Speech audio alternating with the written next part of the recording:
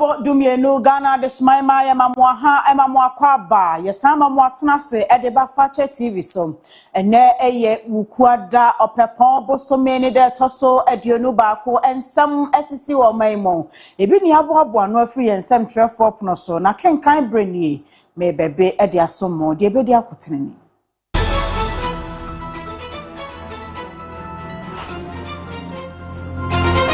Ora kwabna J Japan ashebo se nyame ya adom na delegate huni mobo no obetu franka wode ahohyeso mapa ebedi djuma ewo MPP amanyoko num na wasan ahye mabunu din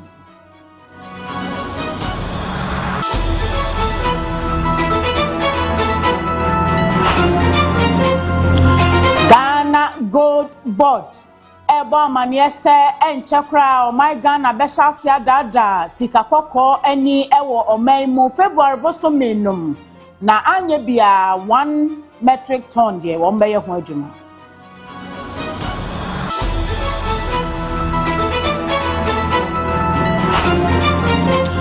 ena atebubu municipal assembly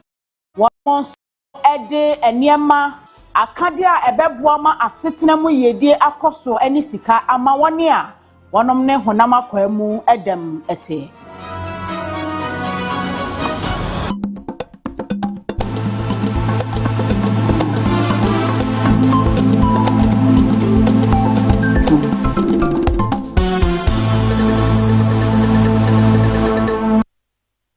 Usia de mabobo so ino afufro binom ka ho ena awie mebe kenkan medin e de AFIA tumuwa katre yenshase e was the New Patriotic Party NPP amanyoko no emo oro kwabna J Japan e company fo num ya won mohwere gina sa wo pre franka to dibre ama NPP amanyoko no na nyame ya adoma January bosumi ni da etwato kra 31st ena won mo Asia na wode primaries no ahyehyesum esanse epempen so benti no campaign mu ayire wo bia nam Ghana fa na nyina ebontoa oro kwabna J Japan ayire ne campaign mu ama wada ensempo ahodo be ensia bia dia wotusu se eno ane niama pa ye ni swade hunu esi nani so ya wo betumi ede ebu o my Ghana brand delegates ehune mobo na won mato aba na wabe franka tuni na Ghana for so to aba ma no no abaye mampanim na ebra won pa sa dwumadie ne ho entoma no ena kwabna J Japan kire se ankane aniswade hu ane fapem ya wo mode kekire MPP amanyoko no enei mpanimfo edi ano no won mo amane ade afiri hom nanso nyame ya adom na delegate ni hu ni mobo no obeye panimpa di MPP animu a wobehwe se wo mu nyina bekuta wo mudie mu wode ahohyeso mapa ebeye adwuma no ahye emabunu din afei ensempo nsia ya wo boss no wachire se SSS Supreme Court atemuafo nyina no won mo hye na wode tabo bi eto so hu se nipa dodo sei ena wo yi won mo se atemuafo ene nsem bebre ena owura no ede etudwa Pillar 1 Land reform, youth and modernized agriculture. My presidency will launch a comprehensive land reform and transparent compensation framework. We will cut bureaucratic red tape, facilitate land title registration to unlock capital and create personal wealth. This will end the protracted land cases that have choked our court system and release the vast potential trapped in our arable lands. This reform will be twinned with a youth-led environmental stewardship, months and waters. The goal is simply to transition from subsistence agriculture to a modern, climate-smart agriculture sector where large-scale commercial farming becomes a dignified, wealth-creating profession. Pillar 2. I present this in separate planning regulations and with it regenerate our urban spaces and deliver rural renewal. We'll put in place a zero-tolerance policy for indiscipline, corruption, and the blatant flouting of our planning regime building and environmental laws and regulations. This will be the foundation of our new civilization, a firm foundation to enable a national drive for orderly cities and rural renewal. We shall work, my government will work with built environment professionals who are my colleagues to transform our chaotic urban sprawl into planned, livable cities and revitalize our rural communities with modern amenities to improve livelihoods. Fellow countrymen, fiscal discipline and value for money. The waste must end. In insights from my own engineering background, we shall rationalize government expenditure and make a sacred vow. Complete all existing projects before starting new ones. There shall be no more abandoned hospitals, maintenance culture across public infrastructure,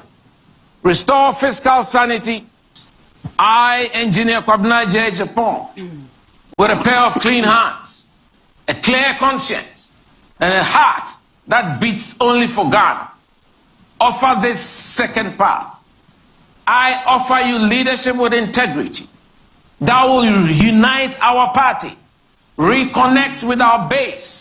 and earn the trust of the people of God.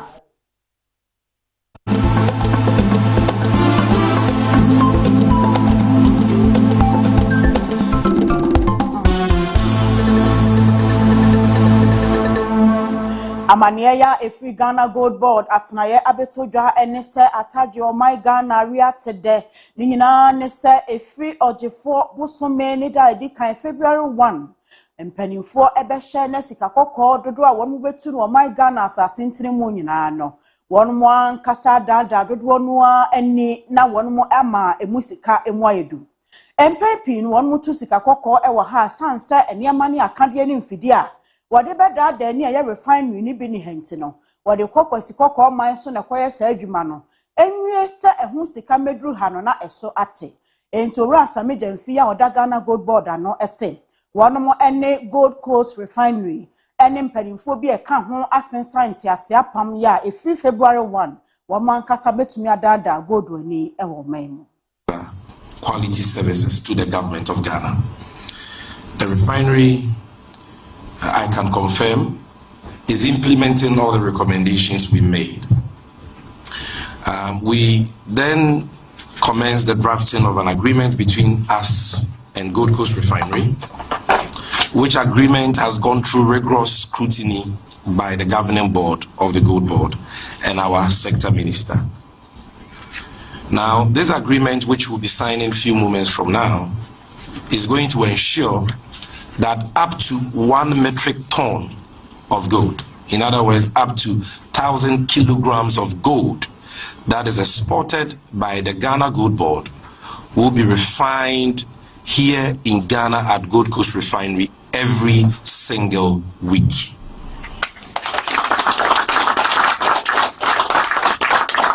And we hope to ramp this up through a gradual phased approach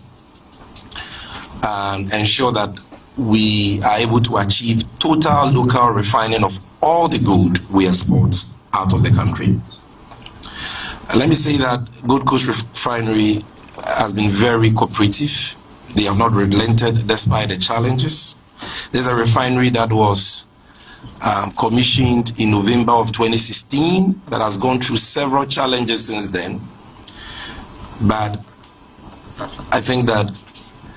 with where we have gotten to now, it's important to commend them for their persistence and their determination. They have not given up on their Ghana project. And what is even more exciting about today's occasion, this occasion, and the agreement we are about to sign, is the coming on board, or let me say the bringing on board of Rand Refinery by Gold Coast Refinery. As I've already indicated, Rand Refinery is the only LBMA accredited refinery in the whole of Africa. And it is our hope that by coming on board, they will bring their expertise, their experience to bear to enhance the technical capacity and management capacity of Gold Coast Refinery. AFIA Chief Executive Officer Emma Ghana Gold Board Nana si ya pen waswafo abedi akira wo hwe ensase ne obo ade ne Pastor Yusuf Suleiman Akasaye wasisa agreement ya won masensan ani age ho papa mampani wani swade hunu bi se o man fagudie etuo no won mo be hye ede Ghana nwumanyuma nyina ewramu bie na emfaso no emu etimi aye bocho na obia ensa aka bie nti se won masensan nti ase apamati se ya wogidi se beboa amomai efuma gudie atenaye afa ne ntuma pa efra. That this journey that we have started today brings the fruits that we all desire to achieve. Na openi kwantrefo a wono so eda Ghana Chamber of Mines ano Oraken Ashigbe akasa ede afasa nti ase apama won masensan hu ekire se wo hwa Ghana abakosem mu a edi mu paye na ebeboa ama gold mining ene ehun refinery se woda dani sa atenaye no emotumi apeja. The solution that we thought that we required to ensure that LBMA accreditation happens in Ghana is this journey that we have begun today. We believe that definitely if the gold that Gold Board was getting into other refineries that were not LBMA accredited, then we could use that gold to get the stock that would enable the Gold Coast refinery and other refineries in Ghana to be able to start the process. And the partnership with the Rand refinery is the solution for it. I think this is a major step that we have taken in our country, and I believe that our forebears will be happy with us that this has started.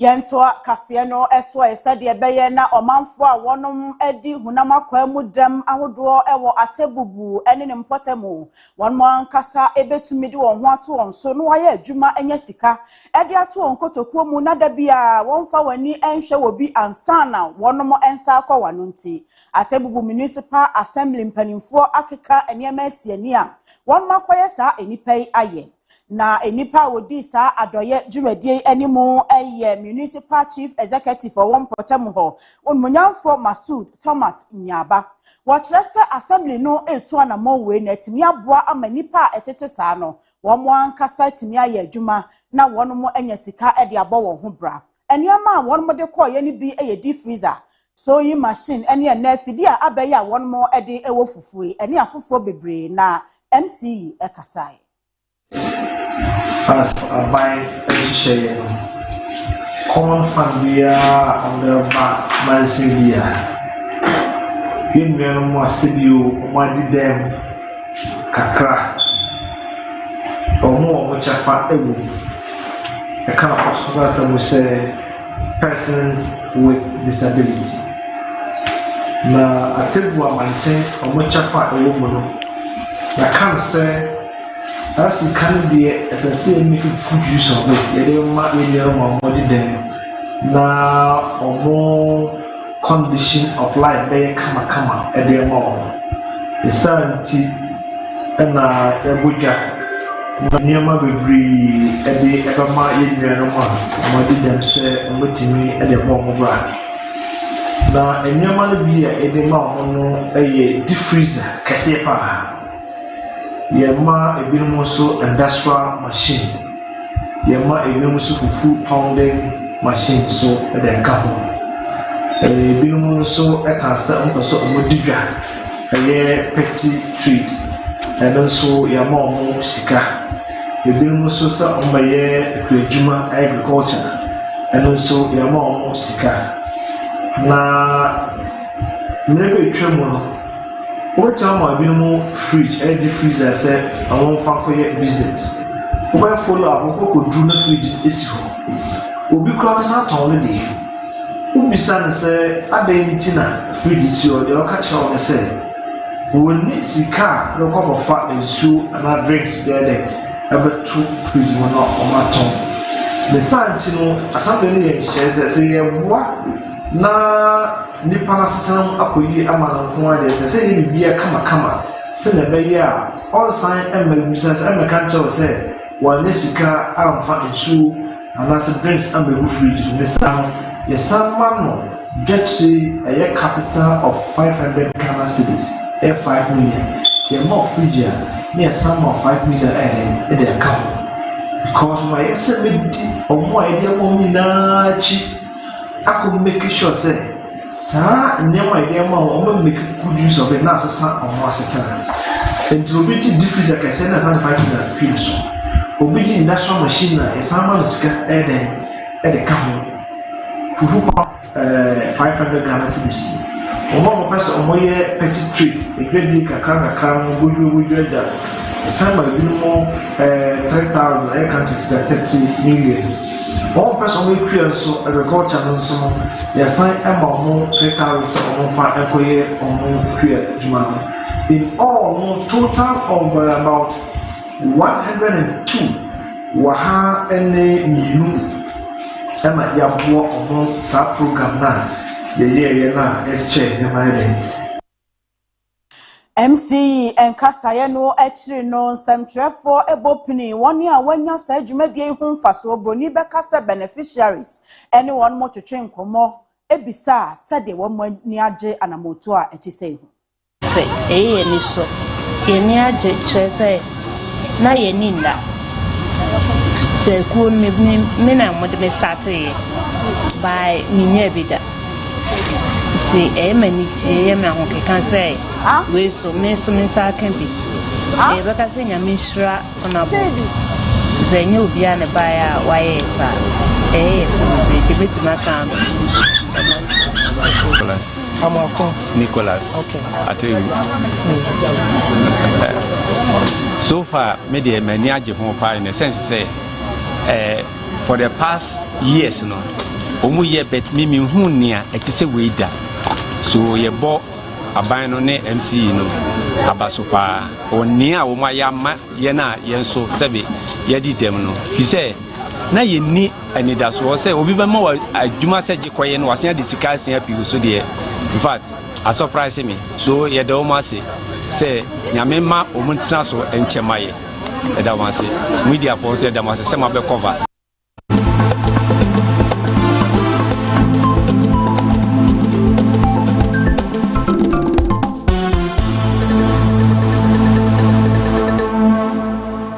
Busiafo atebubu empotemo ensensemi so na ye gina wahani ahome kase so ye jenkrato ye ba metro so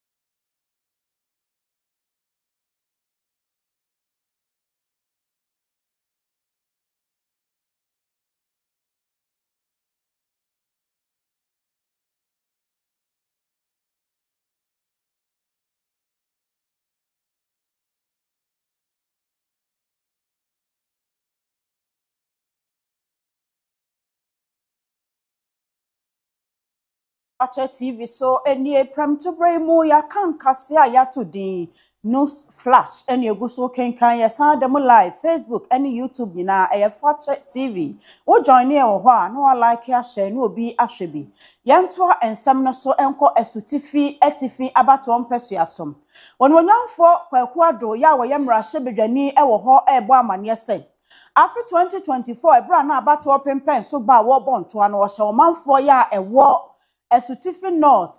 Brono Bakubi so bose won obehye na ensamso ye bridge ye no ntabo eno omode abobo a ensuo to a na de wo haw kese ebre wo mo no obehye no yi ni nyina afi ho ye Jericho manfo nyame adom bohye ni nyina wadi so ama wasi bridge foforo ya eni kapa amomunyamfo na twa homamu ejai bridge no de ama manfo no asan de ato omanim se wo ye wieye no wabọ modem ede akwanso nkania ya ni nyina enam awiaso ene beso ede asam so ya ebetimi aboa ma anajo akoni abedie afa ne ntoma pa efra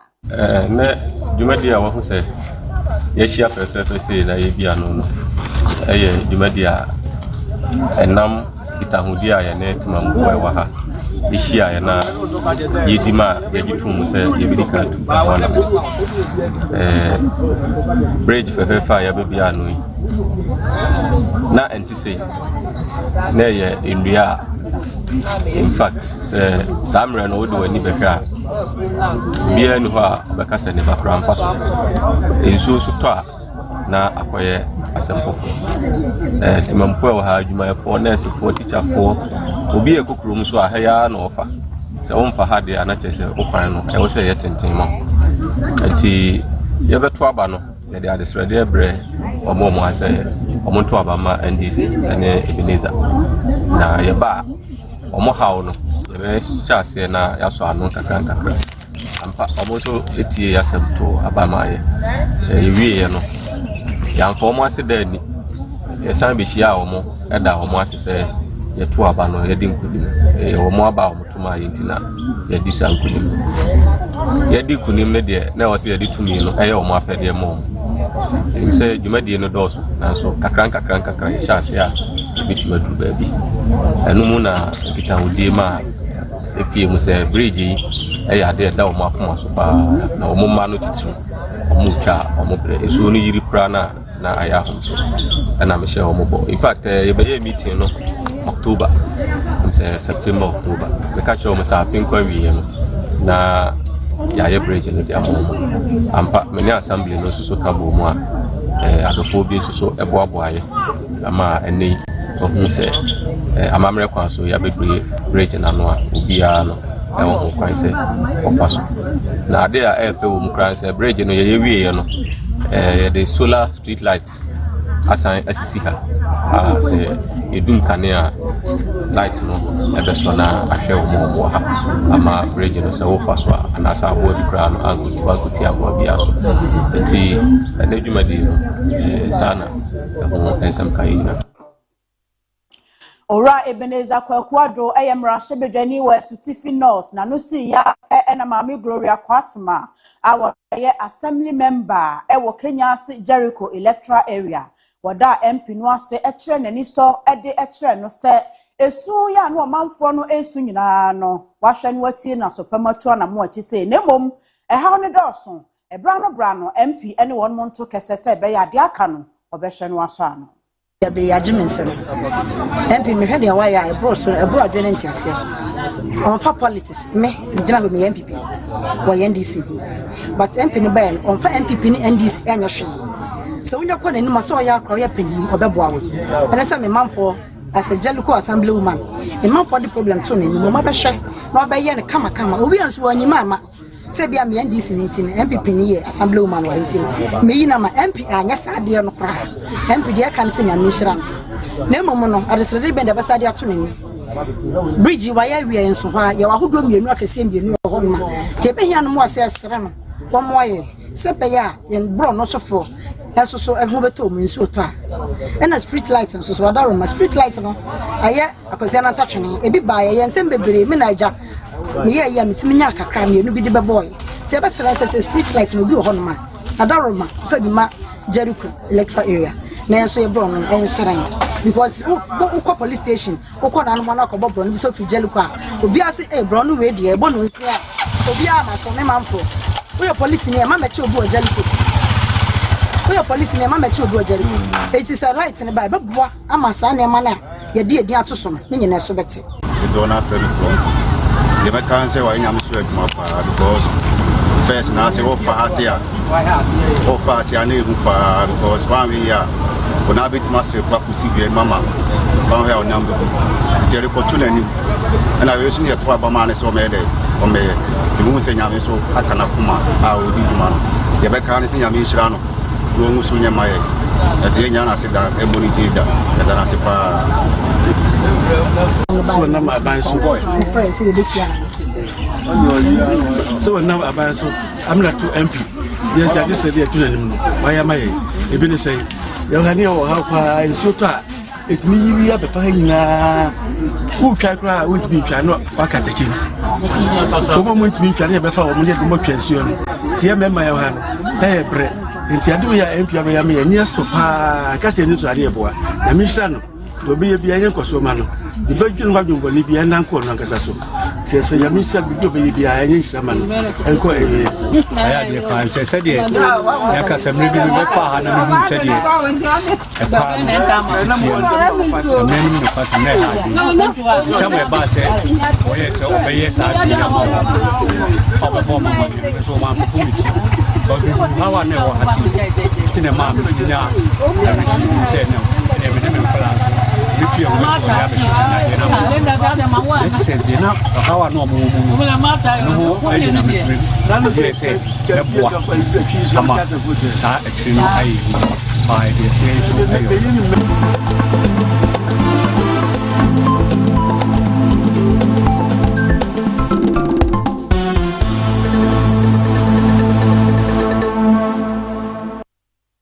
Yatwa Kasiano eso ashafobe kaya July bosome wa 2025 mu ne da na etwa to kra na America mampani Donald Trump wade executive order ebaye na Ghana ho bo mu bi free se o my Ghana adwadifo dodo no a na de niema kwa amano ne ekoton amane a wade betu dwane se niema bia wo mu di free Ghana akọ America ejaso akoton no wade eto ha mu ntemu dunum na atoso ye 15%. Eba ni say na adwadifo nwunwi pa sun se sa na ekoye de a ene na won modwade ebegu aban ebebo won ma no ho ba se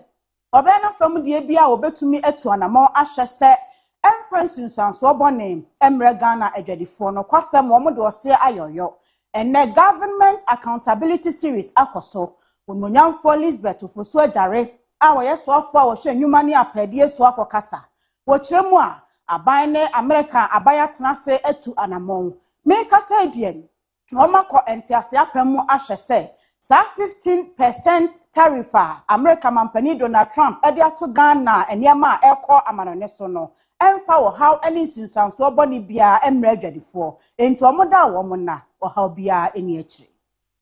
Distinguished ladies and gentlemen, following the 10% and subsequently the 15% tariff imposition by the United States, the ministry pursued technical and political discussion with the U.S. counterparts, both in Ghana and U.S., with a focus on ensuring that Ghana improves its market access status with the United States of America. It will be recalled that AGWA was ending in 2025 September, which it did, which meant that our ability to export duty-free, quota-free was no more available, and then we were slapped with 10 and then later 15% levy. And so this is what we did. Political and diplomatic discussion with the U.S. ambassador in Ghana. After that, there was a technical discussion between my good self and my team and the commercial section of the U.S. Embassy. ECOWAS trade ministers meeting to discuss and take a common position on the imposition of tariffs was done, which I participated. Publication of press releases to educate the general public to put calmness within the system because the exporters became agitated that was going to affect their businesses negatively. We had to assure them that the government will make all efforts to ensure that their businesses don't suffer, and exactly what we did. There was a forum with exporters to provide assurance on government commitments to maintaining market access opportunity to the USA, which I led. And then I've already stated that the ministry played a leading role in this milestone, the AGWA extension. We want to first thank His Excellency, the President of the Republic of Ghana. Now his name has become a household name in the world. Anywhere you go and you represent His Excellency John Dramani Mahama, doors are opened. People listen to you and we get results. Let's give it out for him. So the political and diplomatic discussion with the US Embassy, the technical discussion, then my team and I put together a technical paper with recommendation for extensive engagement with key stakeholders, including cabinet. This discussion, in collaboration with other AGWA eligible countries, led to the 3-year African Growth and Opportunity Act extension by the House of Representatives. We hope that the processes will continue for AGWA to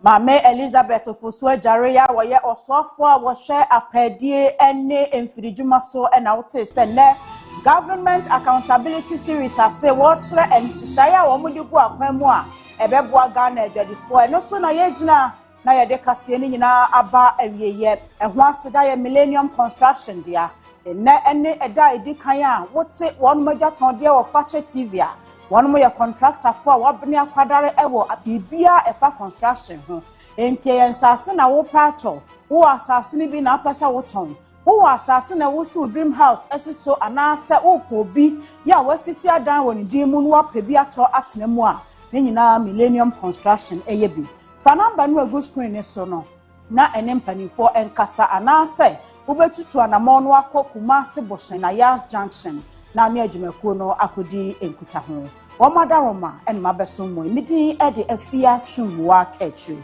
and you ran on Sia, Yadakasia for Obrempong Yadamos.